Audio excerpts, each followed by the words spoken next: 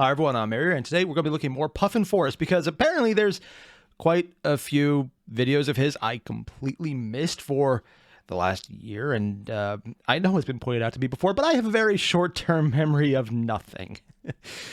Yeah, it's an issue. I leave a lot of sticky notes around that I forget what the sticky note is about, so I make a sticky note about the sticky note to remember the sticky note that I forgot, so I need to write a sticky note about it, then I forget the sticky note, and you see the vicious cycle. I basically have a walking fire trap of a house when it comes to notes. Yeah. So basically, we're going to be jumping into Tabletop Story, Journey into the Weirdest West for the Devil's Gold, which I thought I had watched. I had not watched in the slightest. I have literally no idea what we're doing here. But it's Puffin Forest, so I know it'll be good.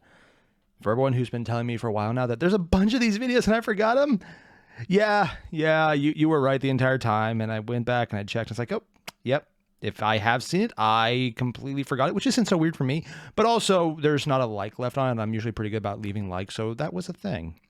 Yeah, if I seem a little out of it today, it's because I'm actually pretty sick. I stayed home from work today, and let's put it this way, normally I record in the morning when I'm at home, and it is not morning anymore. Yeah. So, just heads up, I'm a bit out of it today. Will that make me wackier or zanier than usual? Oh god, I hope not, because I'm pretty out there already. That aside, you guys know the deal. Link below, original videos. Make sure to hit them up. When you're done, don't forget to like, comment, subscribe. Let's get started. I've already made a video on this Deadlands tabletop RPG story, but it was an older video which didn't have any artwork, so I think this tale deserves its own animation. Wait, there was a older video about this? Without artwork? Did he do videos without artwork? I thought, okay, no, apparently I've missed a lot more videos than I thought I did. I thought I had gone back and seen all his really old videos. No, apparently I hadn't. Okay, does anyone have a master playlist I can work off? Because apparently I missed even more than the 3 I thought I had. Okay, way to go, me. Not even 30 seconds in, you're already realizing you fucked up more than you realize. Par for course. Here we go. This RPG story comes from when I played the Western tabletop Deadlands. Never heard of this. If you're not familiar with the game, it takes place in the Weird West, a setting from an alternate history of the American West. Oh. History up until the mid-1800s is normal, Trail of but it starts to change still there. when settlers from America moving out start taking over, putting the American Indians on the brink of catastrophe.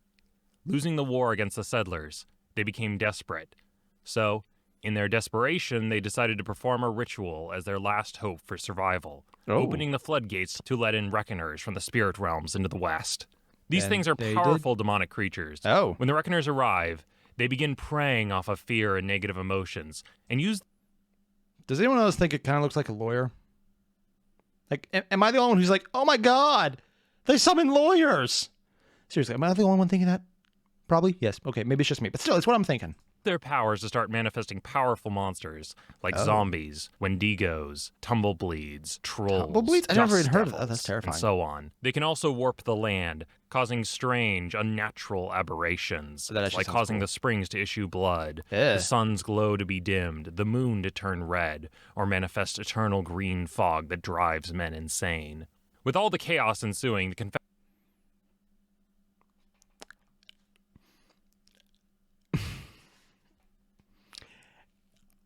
So it's a green haze, you could say.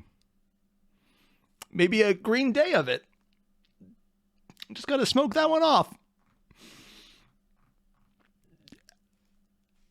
It doesn't sound like Puffin was making any references that way, so I'm just going to assume that whoever designed this game knew exactly what they were doing there. Hi everyone, and welcome to the reason this video will be demonetized, even though I'm making a very, very hard point not to specify anything, but we all know exactly what I'm talking about. Yeah. Confederacy starts winning the war against the Union, and the fighting extends out across the Weird West. There's also the rise of steampunk technology, with the discovery of ghost rock and the arrival of martial artists who can use ki from Eastern monasteries. Cool. The pitch I gave the players for this game was that out in Utah, a prospector had discovered a large cache of gold and had dug it up. However, he left it there because he began to get paranoid that the shadows among the mountains were moving and there were things hunting him hidden in the darkness. The fog on this one, huh? The paranoid prospector fled from the place, leaving the gold behind him, fearing that if he ever returned, it would be the last of him. On his deathbed, he told everyone about the unclaimed treasure trove he had left behind. giving them some clues as to where it was hidden. Oh my. So, together, the players decided to head out west and find the money. See, here's the funny thing. This is a very contrived plot. It's like, oh yeah, I had money, but I didn't take it because magic. But I love the fact, not only because, we just went over fog that makes you paranoid, but also the fact that deathbed confessions from prospectors who said, I could have done this, but I didn't, is actually a thing. In fact, a lot of people do that on their deathbed when they have a lot of regrets. They say they did do something, but they almost didn't.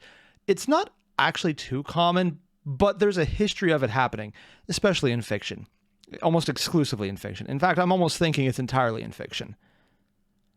Here's the fun part, though. Everything he just talked about, prospectors leaving behind bundles of cash and running, it's not common, but it's also kind of a thing that happened in normal human history. Usually, though, it was less, conspiracy related, more because someone with a very big stick or a lot of guns ran them off and said, okay, this is now ours. And they were like, okay, great. Hide it, run with what you can carry, and leave the rest hidden because fuck them.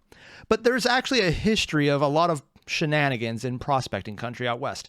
It's more in California area, though, as far as I can be aware. I don't know if Utah was ever a big one there. But technically, well, a lot of what Puffin's putting out there is, I mean, it's made up, it's fantastical, but it's also in that weird, close enough to reality section that it's not far-fetched. And consider we're talking about spirits and zombie and a green haze for everyone. I'm going to have fun with that one. Yeah, it's wasn't expecting something that could actually be a normal plotline from a straightforward historical novel. I mean, it works. The first player was a huckster named King, who could cast magic by gambling his life with evil spirits. The second player was Jimmy the Kid, good at it? a Texas Ranger, gunslinger, bounty hunter, wanderer, who hunted monsters. And the Wasn't last in was Texas, though? Prospector Jenkins, who took a trait called Grim Servant of Death. That trait said that he was accident-prone, and if he rolled a 1 on his attack, he would hit an ally with it. Let me repeat. He would roll a 6-sided die, and if he rolled a 1 on that 6-sided die, he would hit an ally. So he'd make jokes that he would have his pistol on and be talking to people like, that's a good idea you've got there. But maybe if you... Whoops! Butterfingers. Anyway.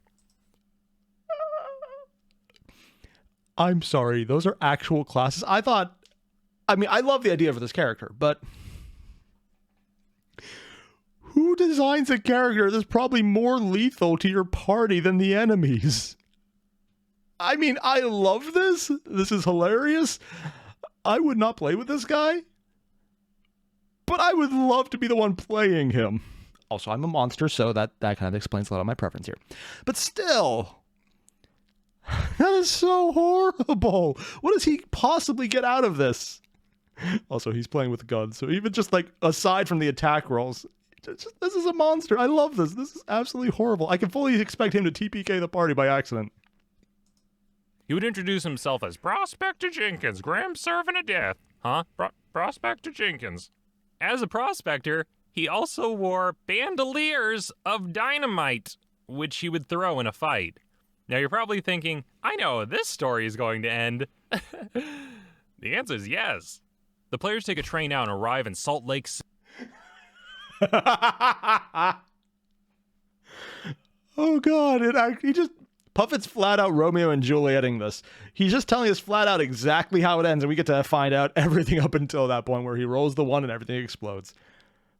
Honestly, not bad. It's a technique that's not actually used too much, where you spoil the ending and then make people ignore it because it's just funny as hell, or sad as hell, or just engaging as hell. Good on you, Puffin. But more importantly, this one just occurred to me after that for some reason. The guy who's the Texas Ranger.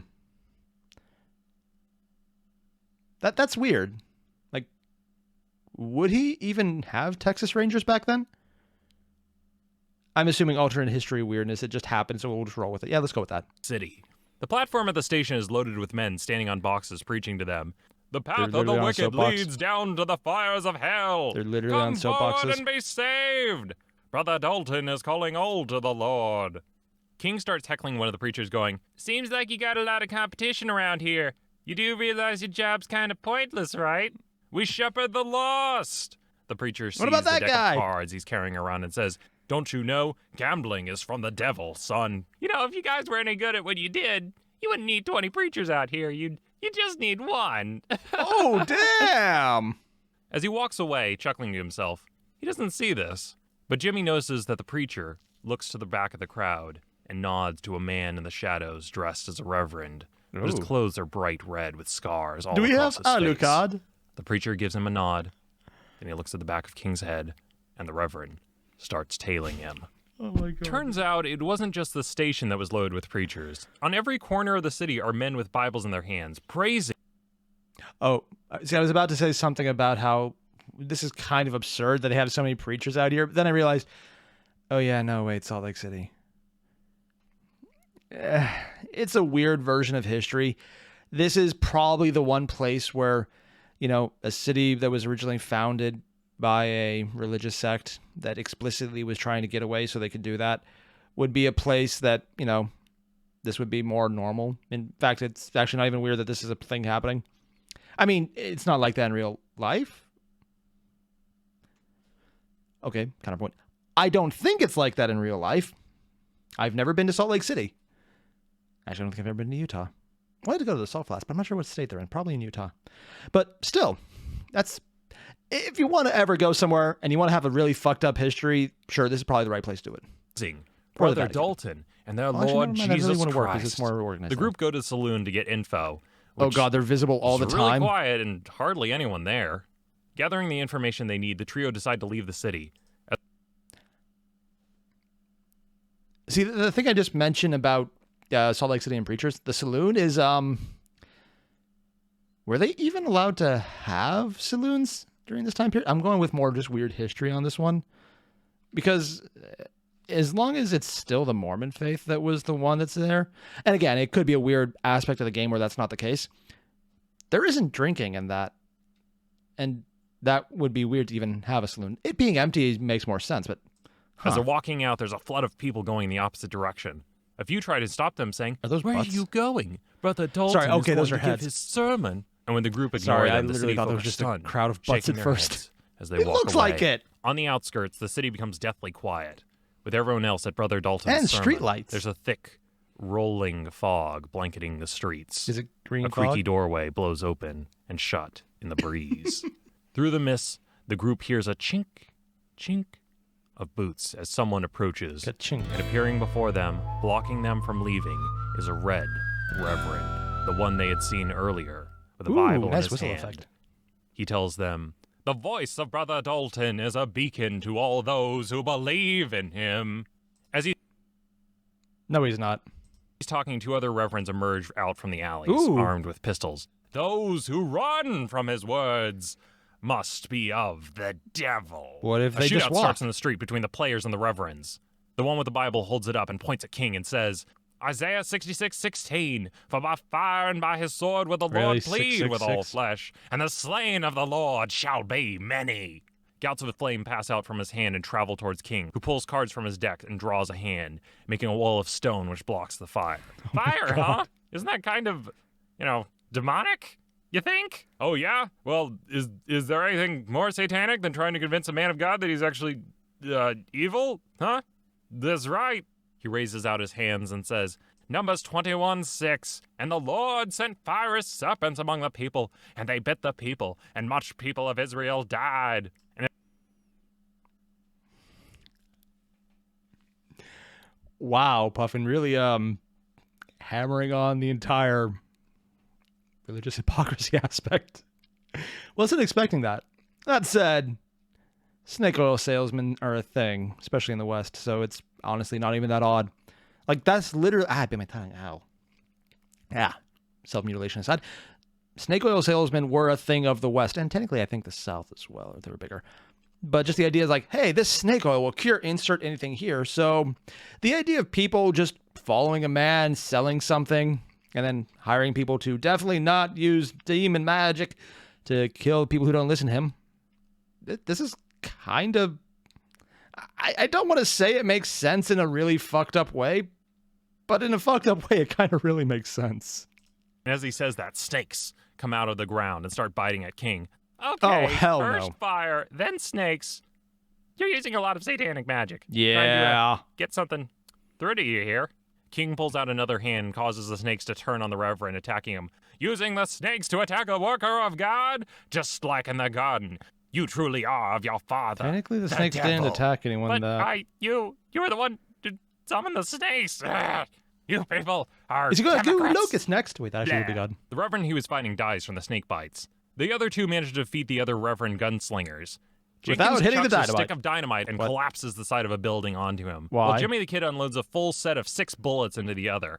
Side note, in this game, I remember Jimmy the Kid kept getting the worst luck. As a gunslinger, he had an ability that let him get redealt a new initiative hand whenever he got a bad card. Initiative and we hand? had to redeal him like 5 times, and he still ended up going last. As they're booking it out of town, other Reverends. Wait, initiative. Oh, it's a card-based game. Oh, that's actually really... Ooh.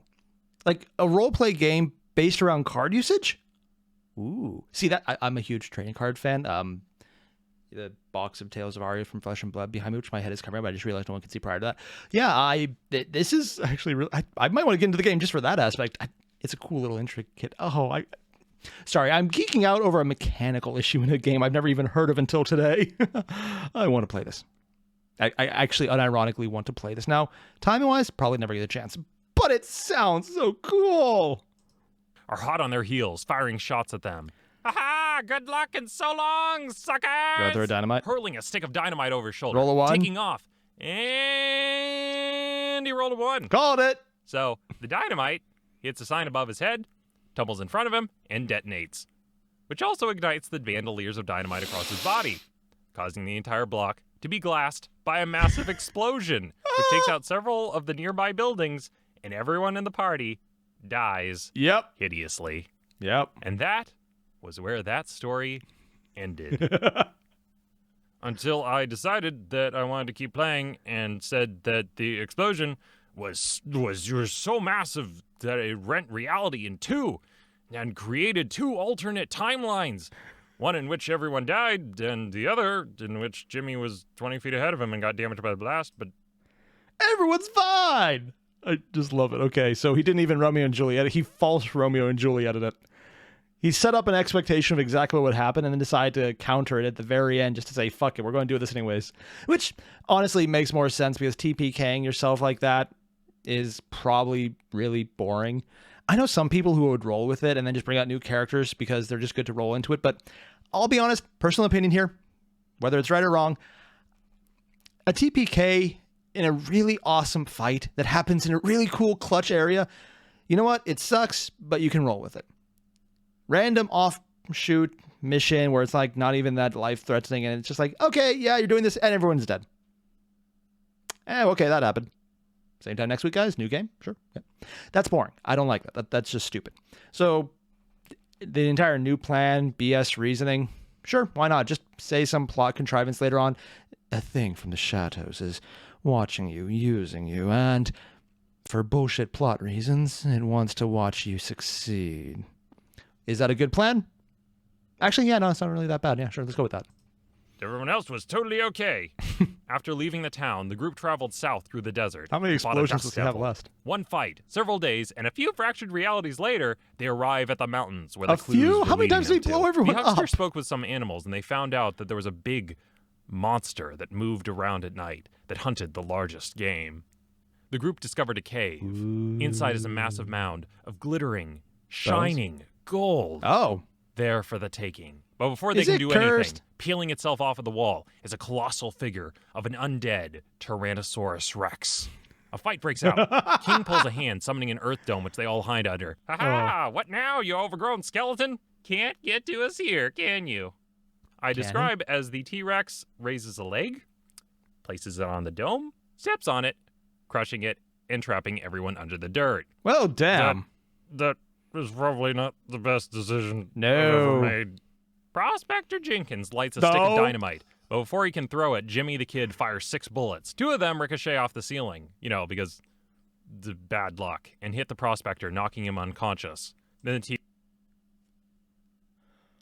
I'm sorry. I get that the dynamite guy is a suicidal grim servant of death.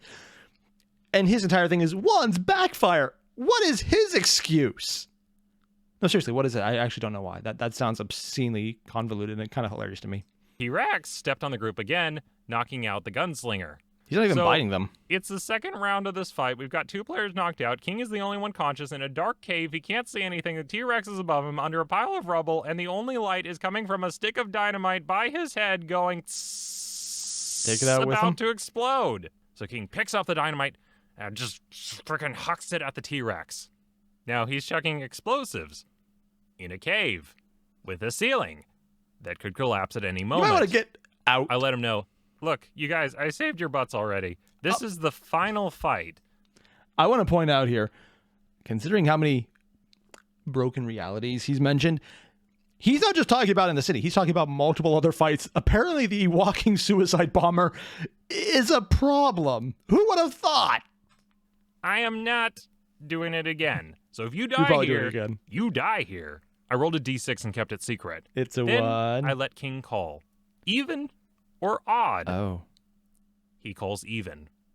I describe how the dynamite detonates, destroying the skeleton, scattering bones out, and bits of rubble spray down from the ceiling onto them, which manages to hold up. Oh. And they end that session with the 2 others recovering, sitting amongst their piles. He lied about the end, didn't he? Of gold. I'd like to think that they probably all died there as well, and that there's 2 realities. One where the ceiling collapsed on them, killing everyone, and the other where they lived. As they ride out into the sunset of the world with their gold on their back. I hate to say this. I know that's supposed to be them on horses. But it looks like a fucked up llama wearing a hat. And if you realize why I'm saying a llama wearing a hat is a fucked up thing, you know one of them's probably named Carl. It makes me wonder about all these other endings for these universes that were born out from Prospector Jenkins and his reality-ripping dynamite. Oh, God, Jenkins. So, yeah, I just want to say right off the bat, I was reading through the comments after the video, and someone had the best idea for what to call this. Schrodinger's dynamite. I love this. Does it explode? Does it kill everyone? Or does it do what you want? I don't know. We're going to find out when someone observes it. It's such a stupid idea of it's an overpowered item, but it may or may not destroy you. And we're going to find out what happens tomorrow because we're not going to know tonight at all until someone watches and that person may or may not be blown up. Is it good? No. Would I want an item called Schrodinger's Dynamite now? Yes. And I'm not just saying that because of my D&D game. We have made extensive usage of dynamite under the enlarge spell.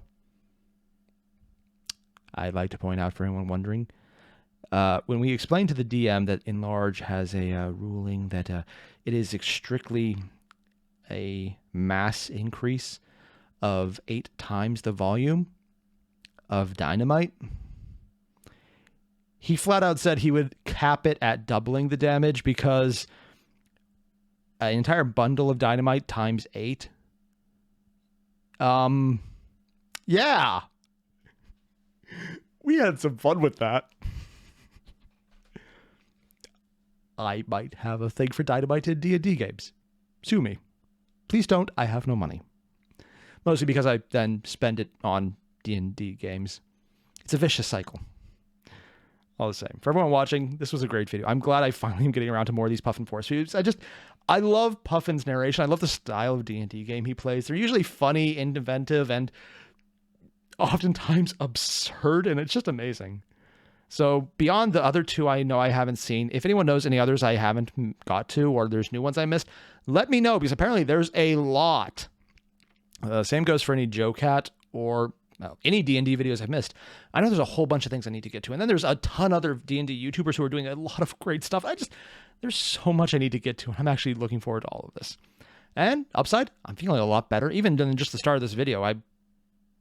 Sick-wise, I'm apparently getting better because, I'll be honest, yesterday's video, I cut out a lot of me, I think the correct phrase is, losing a lung in that one. In this one, significantly less. Progress.